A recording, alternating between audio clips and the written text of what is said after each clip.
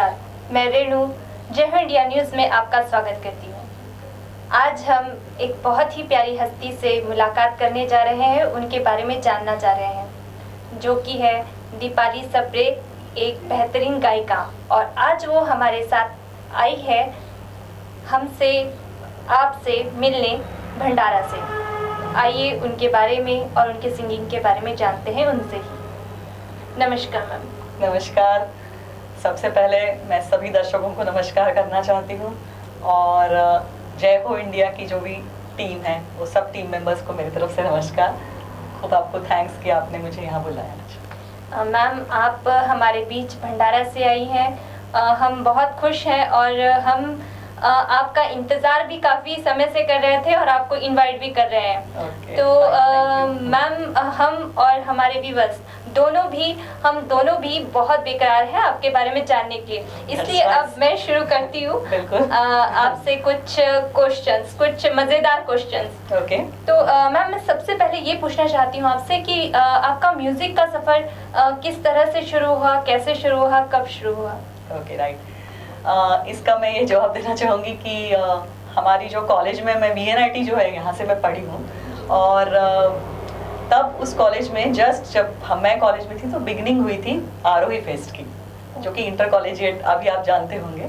तो उसकी just beginning हुई थी और मैंने भी अपनी वैयक्तिक जो मुझे रुचि है संगीत की, तो मैंने उसमें पार्ट लिया। मुझे ऐसा लगा कि बहुत अच्छा मेरा परफॉर्मेंस होगा, but it was not up to the mark for that first जो मैंने परफॉर्म किया वहाँ, तो उतना अच्छा नहीं था वो। तो इतना एक्शन पैक्ड ऑडिटोरियम देखा मैंने और पता नहीं क्या हुआ, मैंने इतना अच्छा नहीं परफॉर्म किया। तो उसका काफ़ी एनालिसिस किया, ऐसा क्यों हुआ। फिर मैंने सोचा नहीं, हमको सीखना चाहिए, जैसे क्लासिकल म्यूज़िक उसका बेस है म्यूज़िक का, सो आई शुड लर्न दैट। और फिर मैंने हमारे जो गांधर्व संगीत महाविद्यालय हमारे घर के बहुत पास में था, तो वहाँ से मैंने क्लासिकल लगातार मैं सीखी कॉलेज के लाइफ में। और उसके पहले मतलब थोड़ी जस्ट शुरुआत की थी, तो उसका मुझे तुरंत ये फ़ायदा दिखा कि जैसे मैं इतना अच्छा मेरा सिंक्रोनाइजेशन होने लगा म्यूज़िक के साथ। जो भी गाना गाती हूँ म्यूज़िक के साथ अच्छा सिंक्रो होता है और बहुत अच्छा परफॉर्मेंस भी इम्प्रूव होने लगे। और इसका मुझे फ़ायदा एक चीज़ बता रही हूँ कि मुझे दूसरे तीसरे साल में जो आरोही हुए उनमें मैं लगातार विनर रही। So that was the direct, जो कहते हैं जो सीखते हैं उनको जो फ़ायदा होता है। और बहुत अच्छा लगा, मुझे कॉन्फिडेंस बहुत उससे बूस्टअप हुआ कि थोड़ा सा हमने उसमें थोड़ा मेहनत ली किसी भी चीज में, तो देखो फल आपके सामने है, आता है। ऐसा नहीं कि भाई चलो पहला परफॉर्मेंस अच्छा नहीं हुआ तो अभी मेरा कभी अच्छा नहीं होगा। मतलब हार को ही लेकर आपने हार से ही सीखा और एक अपने अंदर ये एक चैलेंज लिया कि नहीं, मैं तो ये इससे अच्छा करके और उसी स्टेज में जहाँ मेरा परफॉर्मेंस नहीं अच्छा हुआ, मैं उसी स्टेज में मैं अच्छा करके दिखाऊंगी। So that was luckily, luck factor is also important. तो लक भी था साथ में और मैं विनर रही हूँ लगातार फिर आगे के 2 सालों में। सो वो एक स्टार्टिंग थी मेरी म्यूजिक की। उसके बाद अगर आप बोलेंगे कि भाई आगे आपने कैसे कंटिन्यू किया, सो मैं आफ्टर मैरिज, मेरे हस्बैंड डिफेंस ऑफ इंडिया जो के अंडर जो ऑर्डिनेंस फैक्ट्रीज आती है उनमें काम करते हैं। तो हमारी फर्स्ट पोस्टिंग पूना हुई थी। तो उसमें ऐसा था कि हमारा ऑर्डिनेंस फैक्ट्री का एक ऑर्केस्ट्रा अलग से था और हम लोगों के लगातार काफ़ी प्रोग्राम्स वहाँ पे हमारे स्टेट के अंदर हो रहे थे। तो मुझे इससे ये फ़ायदा हुआ कि मुझे काफ़ी लोगों के सामने और एक अच्छे ऑडियंस के सामने और स्टेज परफॉर्मेंस करने का मौका मिला। तो यहाँ तो सीखा था कॉलेज लाइफ में, चलो शादी के बाद परफॉर्म करने का मौका मिला, और क्या चाहिए। रुचि तो बहुत है म्यूज़िक में, तो लकी मानती हूँ मैं कि मेरी ये हॉबी कंटिन्यू रही। उसके बाद ट्रांसफ़र हुई अभी यहाँ जवाहर नगर ऑर्डिनेंस फैक्ट्री, सो भंडारा एक्चुअली। सो वहाँ पर भी मुझे सिमिलर कल्चर मिला और सिमिलर हमारा वहाँ पे भी ऑर्केस्ट्रा ग्रुप है। हम लोग थीम शोज और इवेंट्स करते हैं जो हमारे स्टेट के अंदर लोगों के लिए करते हैं। और मुझे इसलिए अच्छा लगता है क्योंकि उनके लिए परफॉर्म कर रही हूँ जो देश के लिए काम कर रहे हैं।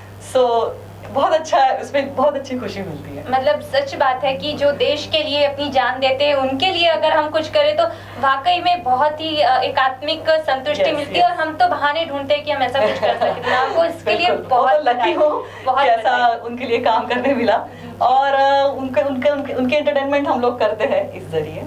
और अच्छे अच्छे शोज परफॉर्म करते हैं। बहुत अच्छी बात है मैम। Thank you. आपने बताया कि मैरिज के बाद भी आपकी जो तरक्की थी वो और बढ़ती ही गई सिंगिंग के क्षेत्र में, बल्कि कम नहीं हुई, बढ़ती गई। That is तो the ये fact. बहुत अच्छी बात है मैम। हमने ये भी सुना है कि आप, अभी आपने भी बताया कि आप जजमेंट करती है, जहाँ से आपने सीखा, जहाँ से आप एक बार हारी, वहाँ से फिर से आपने शुरुआत की और अब इतना अच्छा समय आ गया कि अब आप वहाँ पर जजमेंट भी करिए। तो उसके बारे में बताइए कि किस तरह से आप। वो ऐसा हुआ कि जैसे अब हमारी ट्रांसफर अब जवाहर नगर भंडारा इसमें जब हुई ऑर्डिनेंस फैक्ट्री में, तो 1 साल में मुझे फोन आया VNIT से कि हम VNIT के स्टूडेंट्स बात कर रहे हैं और हम मैम चाहते हैं कि आप हमारे आरोही फेस्ट में आप जजमेंट करिए हमारे म्यूजिक कंपटीशन में। तो मन में इतनी खुशी हुई कि यही कंपटीशन थी जिसने मुझे आगे आने के लिए मौका दिया और म्यूजिक के क्षेत्र में मैं काफ़ी उसी कंपटीशन से मैंने जो है काफ़ी इंसेंटिव लिया है। तो मैंने बहुत खुशी से मैंने उनको हाँ कहा और मैंने ये जजमेंट किया और लगातार ये 4था साल है जो मैं इस साल भी गई हूँ। और इस साल तो मुझे और एक ट्रिपल IIT जो है Indian Institute of Information Technology, so उन्होंने भी बुलाया जजमेंट के लिए सिंगिंग के। इससे ये होता रहा कि जैसे जाना है सिंगिंग तो आपके उम्र के लोग हैं, जैसे कि वो नए सॉन्ग्स गाएंगे, पुराने भी गाते हैं और नए भी गाएंगे। तो मैं अपने आप में नए सॉन्ग्स की भी एक स्टडी करती रही कि जजमेंट अच्छी होनी चाहिए और उससे मुझे ये फायदा हुआ कि नए गाने में अपने आप में मुझे आने लगे कि चलो ये नया गाना अगर अपन ने अच्छे से सीखा तो हम खुद परफॉर्म कर सकते हैं। और हमारे यहाँ जब एक मौका है जैसे golden jubilee celebration ordnance factory Bhandara का, तो मैंने फिर नया ही गाना गाया उसमें जो मतलब समय के साथ आप बिल्कुल सटीकता से चलती रही। अप टू डेट इसलिए रही क्योंकि नए लोगों के जजमेंट में जाना है तो वो जो परफॉर्म करेंगे, पुराने भी करते हैं वो, नए भी करते हैं, बहुत खुशी होती है देख के और उनका टैलेंट। तो ऑब्वियसली तो मेरा ये स्टडी चलते रहा और अभी जजमेंट में भी अभी ये 4th year.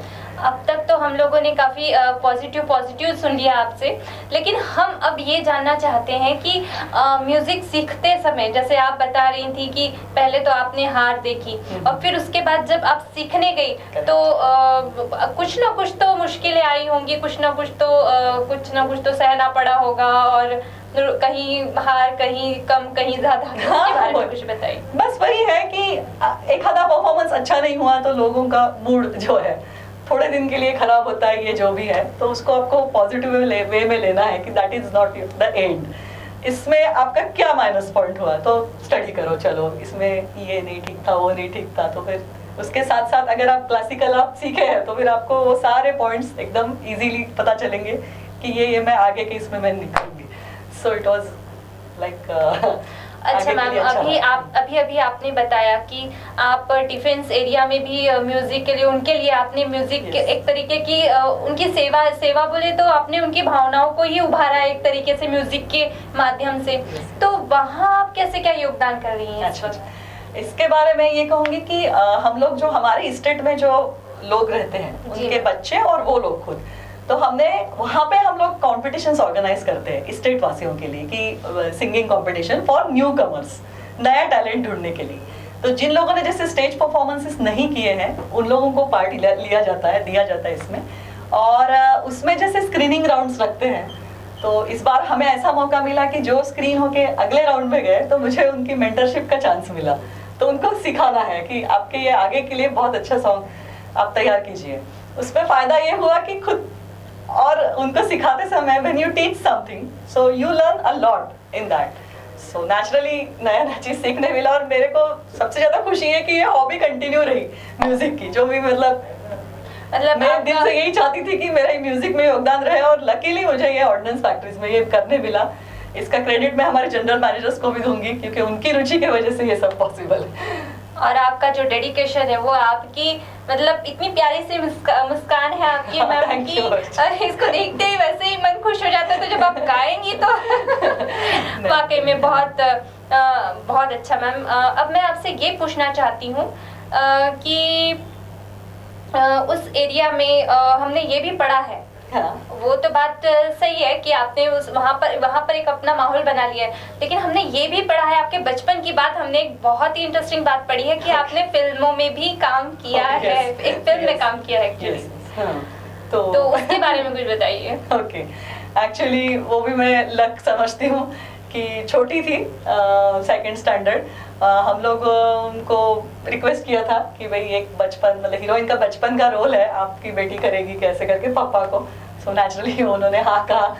So the name of the film is आखिरी कसम, और मैंने हीरोइन की बचपन का रोल किया है उसमें। छोटा सा ही पार्ट है हालांकि, बट बहुत अच्छा। मतलब वो कौन सी हीरोइन थी? योगिता बाली बनी आगे जाके। मतलब आप बचपन की उनकी बचपन योगिता बाली की बचपन का रोल किया और बाद में बड़ी होकर योगिता बाली आ गई। राइट। बहुत खूब मैम। तो ये बताइए, जब आपने बचपन में किया है और एक्टिंग किया है, तो कभी आपको कैमरा को जैसे फेस करना था तो मतलब मेरे पेरेंट्स करना था नहीं मतलब उस समय करना था, तो पेरेंट्स ने देखा कि ये फियरलेसली कैमरा को फेस की है और अच्छा टैलेंट, जैसे तालियां वगैरह बजानी थी, हीरो कुछ करता है तो फिर तालियां बजानी है, बचपन की हीरोइन पहले से ही फ्रेंड है उसकी, ऐसा दिखाना चाहते थे फिल्म में। सो उसके आप क्लिपिंग्स देख सकते हैं। अब ये पूछना चाहती हूँ मैम कि आपने जब बचपन में काम किया, एक्टिंग किया, तो अब आप मतलब कभी भी इतना आपका जर्नी हुआ है म्यूजिक का, तो कभी ऐसा फील नहीं हुआ कि नहीं किसी हमारे फिल्म में गाना भी मैं गाऊं बॉलीवुड में थोड़ा बहुत किसी हीरो हीरोइन के लिए? चलो देखते हैं, आपकी गुड विशेस है और आप सब लोगों का अगर प्यार मिलते रहे तो ये भी पॉसिबल हो जाएगा। बहुत, हमारी तो शुभकामनाएं मैम आपके साथ है। बल्कि मैं यही कहना चाहती हूँ कि जैसे संदेश जैसा मेरे तरफ से कि हम लोग देखिए 55 किलोमीटर अवे फ्रॉम नागपुर रहते हैं जी, तो बात यह है कि आपको जो भी अपॉर्चुनिटी मिलती है, छोटी हो या बड़ी हो, आपको उसको ग्रैब करना है, उसमें आपको कुछ ना कुछ उस अपॉर्चुनिटी को करके आगे दिखाना है उसमें।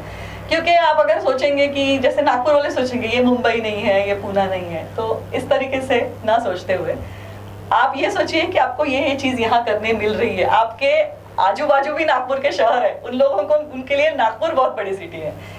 तो ये मन की बात। कहने का अर्थ यही है कि आप जैसी पर्सनालिटी अगर हो तो कहीं भी माहौल बन ही जाता है, वो नागपुर क्या हो, पुणे क्या हो या बॉम्बे क्या हो, खुद पे डिपेंडेंट आप भी मतलब सभी लोग हैं। और नागपुर का मैंने और एक चीज अभी जो 10 सालों में देखी है कि बहुत ज्यादा तरक्की हुई है, खास करके ये जो म्यूजिक शोज वगैरह हाउसफुल रहते हैं आजकल, आप बस एक ऐड लगा दीजिए तो देख के बहुत अच्छा लगा कि यहाँ लोगों में बहुत उसके प्रति रुचि जो है वो काफी बढ़ गई है और ये आगे ऐसे ही बढ़ती रहे।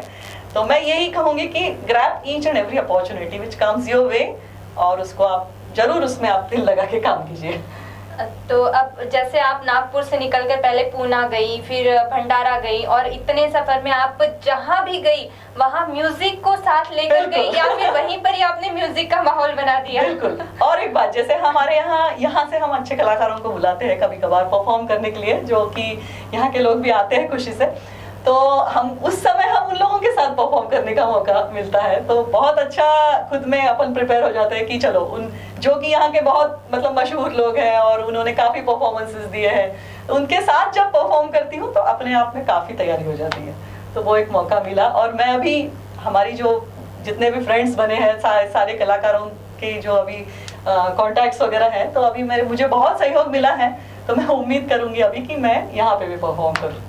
तो ये मेरे आगे की है प्लानिंग। मैम हमने ये भी सुना है कि आप काफी मतलब गाती रहती हैं और इसीलिए आपको अवार्ड भी मिले हैं, तो आपने ये बात हमसे छिपाई है? नहीं, वो तो मैंने जैसे शुरुआत में तो कॉलेज लाइफ में मिला था जी, फिर यहाँ जो परफॉर्म किया है उसके ऊपर हमको हमारे जो जनरल मैनेजर हैं उन्होंने अवार्ड्स दिए हैं। बहुत खूब मैम। अब ये बताइए कि आप जो आपका फ्रेंड सर्कल है, अब जो कॉलेज के थे और जिनके सामने आप हारी थी एक बार, तो अब वो आपको कैसे क्या कमेंट्स देते हैं और उनके साथ कैसे क्या आपका मिलना होता है अब? तो वो तो खैर उतना उनको ये मालूम था कॉलेज में तो गाती है, बट अचानक से स्टेज परफॉर्मेंस एंड एवरीथिंग तो कैसा है, मतलब तो ऐसे था कि यार अब तो आप स्टेज पर ही नजर आती हो।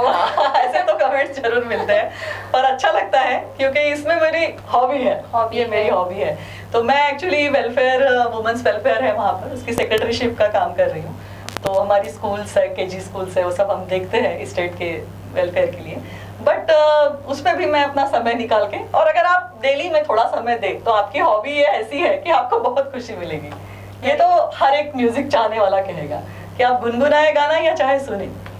बिल्कुल सही बात है। जब कला, किसी के अंदर कोई चीज की कला उभरती है तो जब तक वो बाहर जब नहीं आती तब तक कलाकार कहते हैं कि संतुष्ट नहीं होता, और जब वो कला बाहर आती है तो उसका चमत्कार फिर लोग भी बड़ी खुशी से देखते हैं और पसंद भी करते हैं।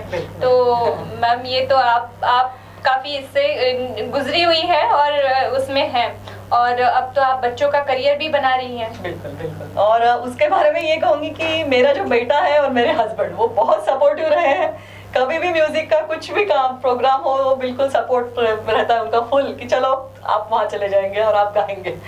So they always give me so much support, so I can continue. I think you're a lucky person. Because किसी को भी इतना सपोर्ट नहीं मिलता जैसा कि चाहते हैं, तो आपने जैसा चाहा बिल्कुल, वो तो उसके लिए मेरे पेरेंट्स और हस्बैंड एंड मेरा बेटा, उनको मैं बिल्कुल थैंक्स दूंगी। और आप लोगों का प्यार ऐसे ही मिलता रहे तो मैं आगे यहाँ पर भी परफॉर्म करूंगी। बिल्कुल, हमारा प्यार आपको मिलता ही रहेगा और हम आपको खींच कर ले आते रहेंगे। और एक बात ये कहना चाहूंगी मैम कि आपने इतना गाया है तो हम भी चाहते हैं कि आप हमारे लिए भी कुछ अपना पसंदीदा गाना कुछ गाएं, जिसके लिए वंस मोर हुआ हो कभी। चलिए 2 लाइन सुना देती हूँ अनाड़ी फिल्म से। तेरा जाना दिल के अरमानों का लुट जाना, कोई देखे कोई देखे, बनती तकदीरों का मिट जाना, तेरा जाना। जब जब चंदा आएगा तेरी याद दिलाएगा, सारी रात जगाएगा, मैं रो कर रह जाऊंगी, दिल जब जिद पर आएगा, दिल को कौन मनाएगा। तेरा जाना दिल के अरमानों का लुट जाना, कोई देखे कोई देखे, बन के तकदीरों का मिट जाना, तेरा जाना। बहुत अच्छा मैम, आपकी सुकून भरी आवाज में तो मैं बिल्कुल डूब गई थी और मुझे विश्वास है कि व्यूअर्स भी डूब गए होंगे। ये तो हुआ पुराना कुछ ओल्ड गाना, लेकिन अब मैं चाहती हूँ कि आप कुछ हमारी जनरेशन का भी, आज का भी कुछ गाना एक हाथ सुना दें हमको। चलिए फिर एक लुटेरा फिल्म से 2 लाइन सुनाती हूँ।